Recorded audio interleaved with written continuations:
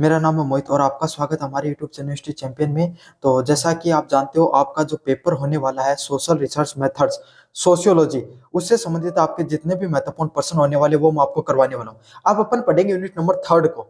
Unit first और unit second में आपको ऑलरेडी पढ़ा चुका हूँ। उनके वीडियोज आपको प्लेलिस्ट का लिंक दे रखा है डिस्क्रिप्शन में, वहां पर जाकर आपको मिल जाएंगे। तो वहां से जाकर सारे के सारे जितने भी आप वीडियो देखना चाहते हो अन्य टॉपिक से संबंधित, अन्य इंपॉर्टेंट क्वेश्चन, वो भी आप देख सकते हो। साथ के साथ आपको डिस्क्रिप्शन में जो टेलीग्राम का लिंक दे रहा हूँ, ये जो पीडीएफ आपको पढ़ा रहा हूँ ये टेलीग्राम चैनल पे मिल जाएगी। उस टेलीग्राम चैनल को जरूर से ज्वाइन कर लेना। साथ के साथ आपको क्या करना है, अगर फ्लिपकार्ट या मिंत्रा से कोई भी प्रोडक्ट खरीदना चाहते हो सबसे ज्यादा डिस्काउंट में, तो तुरंत खरीद लो। अभी से चल रही है सेल। व्यू प्रोडक्ट वाले ऑप्शन यहाँ पर दिखाई दे रहा है इस कोने में आपके सामने। यहाँ पर शॉप वाला या व्यू प्रोडक्ट वाला ऑप्शन दिखाई देगा यहाँ पर, वहां पर जाकर आप खरीद सकते हो। तो अब शुरू करते हैं अपन यूनिट नंबर 3 को, जिसमें डाटा के स्रोत और संकलन विधियों के बारे में अपन पढ़ेंगे आपके सामने। तो ये आपके सामने जो सोशियोलॉजी का पेपर है, इसमें अगर कोई बच्चा नया देख रहा है तो उसको बता देता हूँ। यहाँ पे आपके सामने कैसे सर्वे की जाती है, किस किस प्रकार से डाटा कलेक्ट किया जाता है, उससे संबंधित आपके सामने पूरा पेपर है ये आपके सामने। तो इसकी 3 नंबर यूनिट आपके सामने, डाटा से स्रोत व संकलन विधियां। उसका जो पहला इंपॉर्टेंट क्वेश्चन आपके सामने, सामाजिक अनुसंधान में डाटा के प्राथमिक व द्वितीयक स्रोतों की तुलना कीजिए। मतलब सामाजिक जो अनुसंधान करते हैं उसमें डाटा के जो प्राथमिक व द्वितीयक स्रोत होते हैं उसकी आपको क्या करनी है, तुलना करनी है। प्राथमिक स्रोतों की बात करें, आपके सामने प्राथमिक स्रोत कौन से होते हैं इसमें, वे डाटा जिन्हें शोधकर्ता स्वयं अपने विशिष्ट अनुसंधान उद्देश्यों के लिए पहली बार एकत्रित करता है। आप देखो, कोई भी चीज होती है ना, उसको आपको क्या करना होता है, उसका जो शब्द होता है ना, उसी से उसकी परिभाषा निकल कर आती है। जिस दिन आप इस चीज को समझ जाओगे, आप जो आपके डिस्क्रिप्टिव पेपर होते हैं, जो लिखने वाले पेपर होते हैं कॉलेज के, स्कूल के, अन्य कोई अध्ययन करते हो वहां पर, तो आप है ना बहुत अच्छी कमांड कर पाओगे, बहुत अच्छे नंबर ले पाओगे। अगर आपको यह समझ में आ जाए कोई भी प्रश्न में ही उसका उत्तर छिपा होता है और उसका जो एक लाइन होती है, एक शब्द होता है, उसमें ही पूरी परिभाषा छिपी होती है। तो प्राथमिक डाटा से आपको क्या पता चला, प्राथमिक अर्थ क्या, पहली पहली बार अगर कोई चीज हो उसी को तो प्राथमिक बोलते हैं ना। तो यही चीज है, कोई भी डाटा है जो कोई शोध करना, आप कोई गांव में गए जनगणना करने के लिए, है ना, और आपने क्या किया, सबसे पहले आप गांव में गए और आपने क्या पूछा कि भाई इस गांव में कितने लोग हैं। गांव का सरपंच मिला आपको, वहां पर आप गए भाई कि आपके गांव में लगभग रफ रफ मुझे आइडिया दे दो कितने लोग हैं। फिर आपने पूछा कि भाई किस धर्म के यहाँ पर कितने लोग हैं, कितनी जाति के लोग हैं, कहाँ कहाँ उनकी कॉलोनियां हैं, कितने लोग बाहर रहते हैं, कितने लोग यहाँ पर रहते हैं। आपने एक बार उनके जो सरपंच थे, यहाँ पर जो जानकार लोग थे उस सोसाइटी के, उनके बारे में उनको ब्रीफिंग का डाटा ले लिया आपने, मोटा मोटा, जैसे आपने कहते हैं वही मोटा मोटा डाटा ले लिया अपने, जो ऊपर ऊपर का, या फिर जो शहरी क्षेत्र है जिनको समझ में नहीं आता भाई मारवाड़ की, कि मोटा मोटा डाटा क्या होता है, मतलब ऊपर ऊपर से सतही रूप से आप डाटाओं को उठाते हो। जो पहली पहली बार जो डाटा एकत्रित किया जाता है उसी को क्या कहा जाता है, प्राथमिक स्रोत के नाम से जाना जाता है, प्राइमरी सोर्सेस के नाम से जाना जाता है। अगले वाला पॉइंट की बात करें, क्या विशेषता होती है इस प्राइमरी सोर्स के डाटा की। पहला पॉइंट है इसमें मौलिकता, ये डाटा मूल और अप्रकाशित होता है। मतलब इसमें जो आपके सामने जो डाटा दिखाई पड़ता है आपके सामने, जो प्राथमिक डाटा होता है ये मूल डाटा होता है। मतलब पहली पहली बार डाटा एकत्रित किया जाता है तो मूल डाटा होता है, और अप्रकाशित जो कभी भी आपके सामने जिसको प्रकाशित नहीं किया गया, पहले कहीं भी उस डाटा को नहीं रिप्रेजेंट किया गया, उस डाटा को क्या बोला जाता है आपके सामने, मौलिक डाटा के रूप में जाना जाता है। मौलिकता का अर्थ आप समझते क्या होता है, जो चीज मतलब एकदम नई हो इस दुनिया के लिए, जो पहली बार हो, उसी को मौलिक बोला जाता है। मूल डाटा जो मतलब जिसे एकदम नवीन है, नया है, उस प्रकार के डाटा को क्या बोला जाता है, मौलिक डाटा, एकदम रियल फैक्चुअल डाटा। दूसरा क्या, विशिष्ट, शोधकर्ता की विशिष्ट आवश्यकताओं के अनुसार एकत्रित किया गया। विशिष्ट आवश्यकताएं क्या होती है, जैसी जरूरत है, किस प्रकार की सर्वे कर रहे हो, जनगणना की सर्वे कर रहे हो तो कितने लोग हैं आपके घर में, है ना, क्या काम करते हैं, बाहर कौन गया हुआ है, घर पे कौन है, इस प्रकार का आप डाटा, जैसी जरूरत हो। अगर आप हेल्थ से संबंधित सर्वे कर रहे हो तो आप लोगों से पूछो कि भाई आप पहले पिछली बार कब बीमार हुए थे, आपके सामने कौन से हॉस्पिटल में गए थे, क्या आप सरकारी अस्पताल का यूज करते हो या नहीं यूज करते हो, मतलब वहां पर दवाइयां लेने जाते हो या नहीं जाते हो। तो इस प्रकार का जैसा सर्वे है उसी प्रकार के जो शोध करता है उस वो वैसे ही सवाल पूछेगा आपके सामने। समझ में, जैसी जरूरत वैसा ही इसके अंदर सवाल पूछा जाता है। किसके अंदर, प्राथमिक डाटा के अंदर। अच्छे से समझ लो, प्राथमिक डाटा मतलब पहला डाटा मतलब मूल डाटा होगा, जैसी जरूरत होगी वैसी चीजें पूछी जाएंगी इसके अंदर। अगले वाला पॉइंट आपके सामने, समय और लागत। अक्सर समय लेने वाला और महंगा होता है आपके सामने। मीन्स ये जो सर्वे दिखाई पड़ता आपके सामने, देखो प्राथमिक डाटा आप ले रहे हो, पहली पहली पर डाटा ले रहे हो और आपके सामने, तो क्या आपको लोगों से ज्यादा सवाल पूछने पड़ेंगे, समझना। जनगणना के लिए गए तो काफी घर तो पढ़े लिखे लोग हैं भाई जिन घरों में आपके सामने, तो वो क्या गए, तुरंत उनको पता था भाई जनगणना वाले अधिकारी आ रखे हैं, तो इन सबको जो जो जरूरत है वो डाटा देते हो। अब भाई गांव में एक ऐसे घर में पहुंच गए जो थोड़ा उतना पढ़े लिखे लोग नहीं, आपके सामने पढ़े लिखे लोग आपके सामने बाहर गए हैं, आपके सामने दादाजी घर पे बैठे हैं और थोड़ा अक्कड़ स्वभाव के हैं, तो उनसे पूछा कि भाई आपके घर में कितने, वो आते कहते भाई आपको क्या करना, कह दे, कह सकता है ऐसी बातें, मैं तो नहीं बताऊंगा तुम्हें, पता नहीं किस चीज के लिए आए हो, क्या कर देगी सरकार।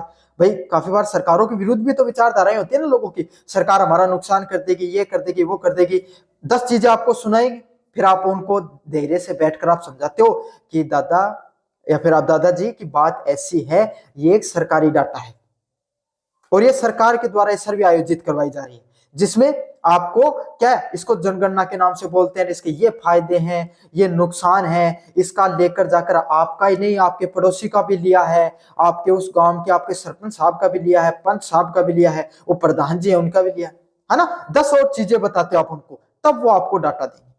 तो प्राथमिक डाटा में जब शोधकर्ता अपनी रिसर्च करता है तो उसे क्या होता है, अक्सर समय लगता है। समझ में आ गया, क्यों लगेगा, क्योंकि भाई उसको अनौपचारिक बातें भी काफी बार करनी पड़ती हैं, तुरंत आपको डाटा नहीं मिल जाता है। दूसरी बात क्या है, समय लगेगा तो महंगा भी होगा। समझ में आ गया, क्यों, ज्यादा शोधकर्ताओं की जरूरत होगी आपके सामने, ज्यादा संसाधनों की जरूरत होगी आपके सामने, तो चीजें महंगी भी होती है ना। और काफी बार क्या है, आपको भूगोलिक परिस्थितियों का भी नहीं पता होता कि भाई उस जगह की भूगोलिक परिस्थितियां कैसी हैं, तो वहां के लोकल लोगों को भी आपको लेकर साथ लेकर चलना पड़ता है। समझ में आ गया ना, डाटा सिर्फ जनगणना का ही नहीं होता, डाटा बहुत प्रकार के होते हैं आपके सामने, डाटा पर ही आज के समय पूरी दुनिया चलती है आपके सामने। जो आप इंस्टाग्राम पे रील देखते हो ना, तो वो आपके सामने कौन सी रील जैसे आपको चाहिए वैसी आती है, क्यों आती है, क्योंकि आपके पास उनका डाटा है। आपने जूते चेक किए अपने उस पे फ्लिपकार्ट पे, है ना, और थोड़ी देर बाद देखते हो यूट्यूब पे ऐड आ गया आपके सामने जूतों का, क्यों हो रहा है आपके सामने ऐसा, क्योंकि वो डाटा एकत्रित किया गया आपके सामने, सर्वे वो कलेक्ट की गई, वो ऑनलाइन डाटा होता है। समझ में आ गया आपके सामने, तो डाटा का बहुत महत्व होता है। नियंत्रण, शोधकर्ताओं को डाटा की गुणवत्ता व संग्रहण करने पर पूरा नियंत्रण होना चाहिए। मतलब जो व्यक्ति डाटा को कलेक्ट कर रहा है, एक तो वो अच्छी क्वालिटी का डाटा को कलेक्ट करे, अच्छी क्वालिटी का ये नहीं कि साफ सुथरा डाटा होगा, नहीं, सटीक डाटा, जहां पर आपके सामने उसको संभावनाएं दर्शाई जा रही है, वो उस व्यक्ति से ज्यादा प्रश्न पूछे, ताकि क्या हो सके, एकदम जो सही डाटा है, रियल डाटा है, वो निकल के आए। ऐसा नहीं कि अगर उसको कहीं पर 19-20 नजर आ रही है, कहीं पर कोई चीज की त्रुटियां नजर आ रही है, तो वो अपने पूर्वानुमान, पूर्व विचारधाराओं के आधार पर डाटाओं को ना भरे, अपने वास्तविकता के आधार पर डाटाओं को भरे, और हर चीज पर पूरा अपना नियंत्रण रखे। मतलब जो कंपनी डाटा को बनवा रही है, सर्वे करवा रही है, वो अपने ज्यादा से ज्यादा कर्मचारियों पर नियंत्रण रखेगी, तो और अच्छा डाटा निकल कर आता है। उदाहरण के लिए बात करें आपके सामने, किस प्रकार से आपके सामने ये सब चीजें देखने को मिलती हैं भाई, जहां पर इंटरव्यू किया जाता है, प्रश्नावली की जाती है, सर्वेक्षण या फोकस समूह चर्चा से जो डाटा प्राप्त होता है आपके सामने, उस प्रकार के डाटा को क्या कहा जाता है आपके सामने, प्राथमिक डाटा के नाम से जाना जाता है। समझ में आ गया, उदाहरण भी दे रहा हूं आपके सामने शब्दों, जो आपके सामने जैसे पेपर में लिखना, वो सब चीजें भी समझा रहा हूं, सारी चीजें आपको विस्तार से समझने को मिल रही है।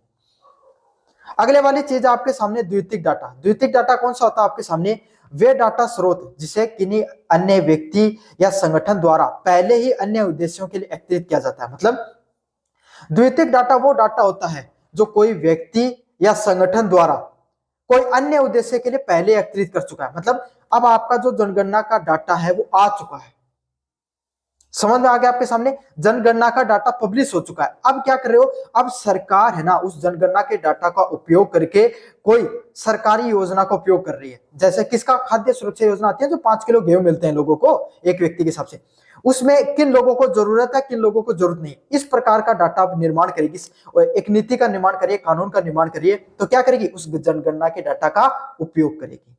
समझ में आ गया आपके सामने, तो जो पहले से जो निर्मित डाटा है उसका उपयोग करके कोई दूसरा अनुसंधान या रिसर्च किए जा सके, उसी को क्या बोला जाता है आपके सामने, द्वितीयक डाटा के नाम से जाना जाता है, द्वितीयक स्रोत के नाम से जाना जाता है। समझ में आ गया आपके सामने, लिखना क्या आपको एग्जाम में, द्वितीयक स्रोत जिन्हें किसी व्यक्ति या संगठन द्वारा पहले ही अन्य उद्देश्यों के लिए एकत्रित या प्रकाशित किया जा सके। मतलब द्वितीयक डाटा वो डाटा होता है जिन्हें कोई संगठन या आपके सामने कोई भी या कोई व्यक्ति के द्वारा वो डाटा पहले कलेक्ट हो चुका है, बस आप अपन उद्देश्य पूर्ति के लिए क्या कर रहे हैं, उस डाटा को अब एकत्रित या प्रकाशित करने का प्रयास कर रहे हैं, जिसे शोधकर्ताओं को उनका प्रयोग अपने वर्तमान अनुसंधान के लिए, जो पहले डाटा प्रकाशित हो चुका है, पहले डाटा जो एकत्रित किया जा चुका है, उसका उपयोग करके अब जो आप नई नीतियों का निर्माण कर रहे हो, वो खाद्य सुरक्षा वाला उदाहरण दिया था ना, अब उस प्रकार का कोई नया अनुसंधान हो रहा है, उसमें उस डाटा का उपयोग किया जाता है। उसको क्या कहा जाता है, द्वितीयक स्रोत के नाम से जाना जाता है। विशेषताओं की बात करें, पुनः उपयोग, यह पहले से मौजूद डाटा का उपयोग करता है। मतलब इसकी क्या विशेषताएं होते हैं द्वितीयक स्रोत की, कि पहले से जो आपके सामने डाटा होता है ना, उसका इसमें उपयोग किया जाता है। द्वितीयक स्रोत में पहले वाले, प्राथमिक स्रोत में क्या था, पहले डाटा था ही नहीं, मौलिक डाटा था, नया डाटा था एकदम। द्वितीयक में क्या है आपके सामने, द्वितीयक का अर्थ होता है पहले कोई काम हो चुके उसके बाद में तो दूसरा आता है ना, तो पहले से जो डाटा मौजूद है उसका उपयोग किया जाता है। सामान्य की बात करें, अक्सर व्यापक होता है, विशिष्ट अनुसंधान आवश्यकताओं के लिए पूरी तरीके से अनुकूलन होता है। मतलब जो आपके सामने द्वितीयक डाटा होता है बहुत बड़ा होता है, जिसमें प्राथमिक डाटा का संकलन होता है और अन्य भी, एक जरूरी नहीं कि एक ही डाटा लिया जाए, अन्य प्रकार के डाटाओं का उपयोग किया जाता है। और विशिष्ट अनुसंधान के लिए, अब हो सकता है जनगणना का डाटा सिर्फ खाद्य सुरक्षा के लिए उपयोग क्यों किया जाए, कोई स्वास्थ्य से संबंधित आपके सामने रिसर्च करनी, उस पर जो बेरोजगारी दर पे भी यूज कर सकते हैं अपन, लोगों को कितना रोजगार कहां पर दिया जा सकता है, कौन से क्षेत्र में है, कौन से क्षेत्र को ज्यादा विकास करने की जरूरत है। तो यही है, कोई एक स्पेसिफिक रिसर्च के लिए आपके सामने जो पहले का डाटा उसको पूरा किया जा सकता है। अगला है समय और लागत की बचत। प्राथमिक डाटा के तुलना में कम समय लेने वाला वह कम महंगा होता है। भाई इसीलिए होता है क्योंकि इसमें क्या होता है, आपके सामने अगर कोई नया डाटा उत्पन्न भी करना पड़ रहा है, अगर कोई नया डाटा आपको उत्पन्न भी करना है, अगर आप नया डाटा फिर से उत्पन्न करना चाहते हो तो प्राथमिक डाटा का उपयोग करो। जैसे आपके सामने खाद्य सुरक्षा को किसकी जरूरत है, तो जनगणना में आपके क्या देखा कि 50 लोगों को ना पहले डाटा बन चुका जिनको जरूरत है, अब उनके घर पे जाकर सिर्फ 50 लोगों के घर पे जाकर अपन फिर से रिसर्च करवा सकते हैं। समझ में आ गया आपके सामने, तो इसको क्या कहा जाता है आपके सामने, इससे क्या होगा, कम समय लगेगा और कम पैसा इसमें खर्च होता है। नियंत्रण और अभाव, शोधकर्ता के डाटा की गुणवत्ता या संग्रह प्रक्रिया पे कोई नियंत्रण नहीं होता है। तो इसमें क्या है, डाटा की गुणवत्ता आपके सामने कैसी होगी ये आपको नहीं पता होता। क्यों नहीं पता होता, क्योंकि पहले से जो डाटा कलेक्ट कर रखा है उसी के आधार पर क्या तो उसका उपयोग कर रहे हो, या फिर आप क्या कर रहे हो, नए आपके सामने जो डाटा निकाल रहे हो उसमें आपको फिक्स जो विशिष्ट आपकी जरूरत है, जैसे खाद्य सुरक्षा की जरूरत थी, उसी चीज को जरूरत को उपयोग करके आप क्या कर रहे हो, रिसर्च कर रहे हो, तो आपको वही उसी से संबंधित आपके सामने क्या मिलेगा, डाटा मिलेगा। और संग्रह प्रक्रिया पर भी कोई कलेक्ट आपका ज्यादा नियंत्रण नहीं होता है। जैसे मैंने उदाहरण दिया, सरकारी रिपोर्ट, जनगणना के आंकड़े, प्रकाशित पुस्तकें, लेख, जर्नल रिपोर्ट या वेबसाइट से जो प्राप्त डाटा होता है, इस प्रकार के डाटा क्या बोला जाता है आपके सामने द्वितीयक डाटा के नाम से जाना जाता है। समझ में आ गया आपके सामने। प्राथमिक डाटा में अधिक विश्वसनीयता और विशिष्टता होती है, लेकिन ये महंगा होता है। जो प्राथमिक डाटा क्या होता है आपके सामने, ज्यादा विश्वसनीय होगा और ज्यादा स्पेसिफिक या विशिष्ट होगा, लेकिन ये महंगा भी होता है। जबकि जो द्वितीयक डाटा होता है वो क्या सस्ता और सुलभ होता है। जो द्वितीयक डाटा होता है, जो दूसरे प्रकार का डाटा होता है द्वितीयक डाटा, वो सुलभ होगा और सस्ता होगा, लेकिन इसकी प्रामाणिकता व प्रासंगिकता पर प्रश्न हो सकते हैं। लेकिन क्या हो सकता है इसमें, भाई कोई चीज सस्ती होगी, पूर्ण रूप से रिसर्च नहीं की होगी, तो उस पर आपके सामने प्रश्न उठ सकते हैं। लेकिन एक अच्छा अनुसंधान, चाहे प्राथमिक डाटा पर कोई रिसर्च करे, चाहे सेकेंडरी डाटा का निर्माण करे, अच्छा अनुसंधान अगर कोई व्यक्ति करता है तो दोनों का अच्छे से समायोजन करके एक बढ़िया डाटा का निर्माण कर सकता है। समझ में आ गया आपके सामने। कैसा लगा वीडियो जरूर से बताना, चैनल को जरूर से सब्सक्राइब कर देना और अपने दोस्तों को जरूर से शेयर करना। धन्यवाद।